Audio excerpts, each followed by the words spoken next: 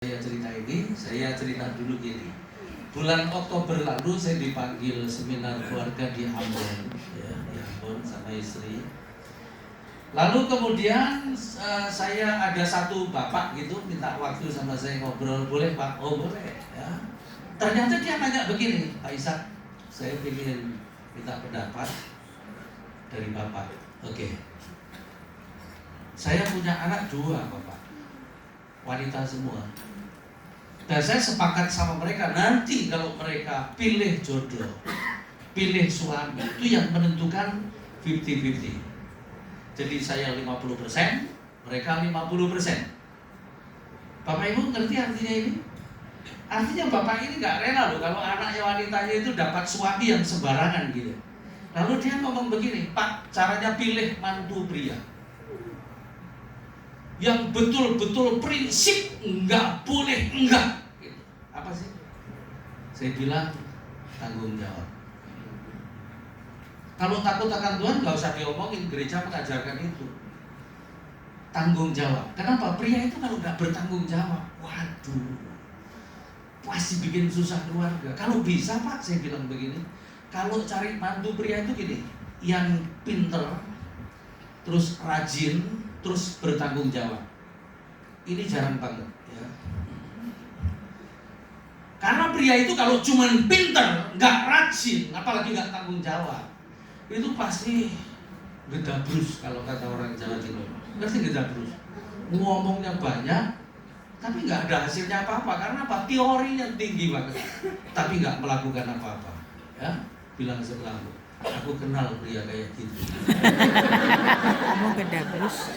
Jangan dilihat begini, lebih baik begini. Nggak terlalu pinter nggak apa-apa, bahkan nggak pinter pun nggak apa-apa. Yang penting rajin dan bertanggung jawab. Kenapa? Karena kalau pria itu kalau masih rajin, itu masih bisa menghidupi keluarganya. Boleh katakan amin? Amin. Jangan terima mantu pria yang begini ya, sudah goblok, terus males, nggak tanggung jawab, jelek lagi. Wah, itu anak gendruwo pun nggak mau. Ya.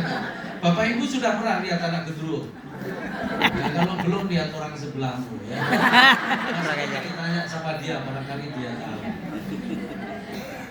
Nah, ini sekaligus begini. Kita mau tahu pria idaman itu ya apa sih, dia yang saya sampaikan ini. Wanita idaman juga di sini. Makanya kamu yang belum nikah, dengerin. Tadi itu di depan saya lihat anak-anak muda semua itu ya. Jangan sampai kamu hilang dalam pernikahanmu. Makanya gini, saya mau kasih tahu, orang yang paling susah dinasihati itu adalah orang yang lagi pacaran, lagi jatuh cinta, itu susah dinasihati. Kenapa? Karena di otaknya itu tiba-tiba ada saraf yang tidak normal. Dan saraf itu membuat kuping budek, mata pijat ya. Dinasihatin nggak dengar ya, gitu. Nanti begitu nikah nggak bahagia, ngadu ke orang tua, respon pertama pasti mama. Makan tuh cinta, ya kan?